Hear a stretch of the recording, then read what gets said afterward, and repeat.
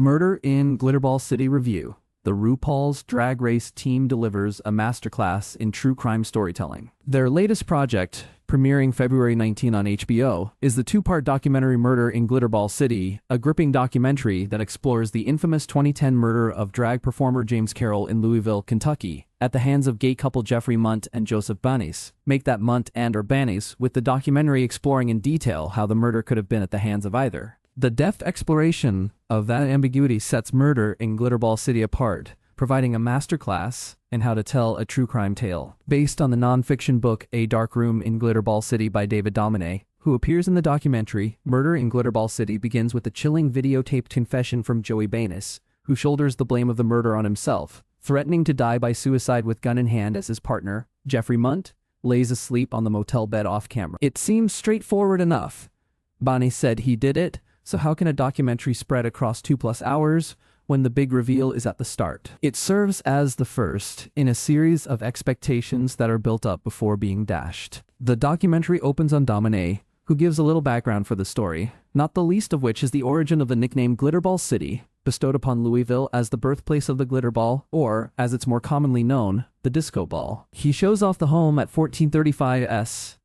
4th St., one of several large, stately Victorian homes in one of America's most haunted neighborhoods, where, sometime in April-May 2009, 37-year-old Carroll was murdered and then buried in the basement in a Rubbermaid container filled with lime, his limbs broken apart in order to make him fit. It comes to light after a harrowing 911 call made by Munt, who, possibly, is cornered in the second-floor bedroom, begging police to hurry, with the fear in his voice complemented by the unnerving sound of the wood on the locked door being hit repeatedly. Both men are brought in for questioning, and it's here that the crux of the documentary is exposed. While both admit to a man being murdered in the house with his body buried in the basement, each blames the other, crafting stories with themselves as the victim, not the perpetrator. That carries through to their individual trials, where one garners the most shocking revelation of the documentary as a whole. The world in which the murder occurred, and the players in it, is brought to vivid life through interviews with people in the community, acquaintances, former lovers, attorneys, and more. Those in the community paint a picture of an idyllic neighborhood, a place where everyone knows one another, and where gays can live above ground, where men in drag walk down the street without fear of repercussion. Yet it's a place with a haunted present, where ghostly presences are seemingly everywhere, and a dark past, where the home of Munt and Bannis was once a sanatorium, where a doctor performed sadistic tests on patients in the basement, and murders, beginning with the first person to buy the home afterward, seem to happen every 2 years or so.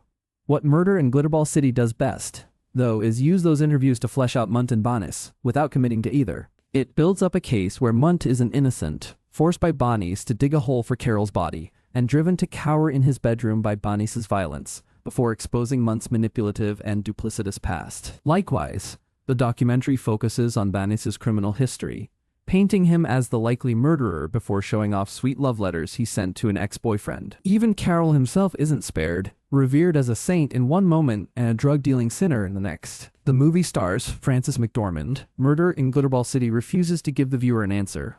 Just when you think you know who did it, you don't. In the most dynamic scene of the documentary, the testimonies they give at their trials are shown side by side. One paused as the other plays out in snippets, detailing virtually identical stories as to how the events of the night played out, each pointing the finger at the other. Why it happened isn't clear. Was it jealousy, a kinky group sex act gone wrong, or perhaps something to do with that nagging supernatural element of the house itself? Even that damning video confession at the start isn't as absolute as expected. While Murder in Glitterball City is a tragic, horrifying story with twists, turns, and lies everywhere, the documentary doesn't approach it as one that could only happen to members of the LGBTQ+ community. It's a universal story of tragedy, and it wouldn't change how the crime at the center of this two-parter is explored. It's not all dark and gloomy, though, peppered throughout, allowing well-timed moments of reprieve from head-spinning revelations and dark truths, are scenes where those touched by the murder read excerpts from Domine's book. The reactions vary from indifference to hilarity, most notably prosecuting attorney Ryan Conroy's perfectly timed eye roll after reading this piece of prose from Domine. Conroy unwrapped a piece of candy with a soft crinkle and popped it into her mouth. There are flaws in Murder in Glitterball City, but they are few and far between. The role that cameras for the TV show The First 48 may have played isn't explored, something that is addressed in 2025's Predators. The autopsy report on Carroll in the case file, one that would have corroborated one of the accused's accounts, not being utilized during the court proceedings, is only touched on briefly, but deserved more time being addressed. The fact that only one person interviewed seemed emotionally devastated over the loss of Carol seems counterintuitive. Why should we care that this man died, when clearly no one else seemed to? Then again, it wouldn't be surprising if that was purposeful, as it gives the moment near the end of the film where that one person, a hairdresser friend of Carol's from his hometown, heartbreakingly speaks a poignancy that wouldn't hit as hard as it does. Monsters really do exist, but we create our own with the drugs and the lies and the bullshit that we choose to live.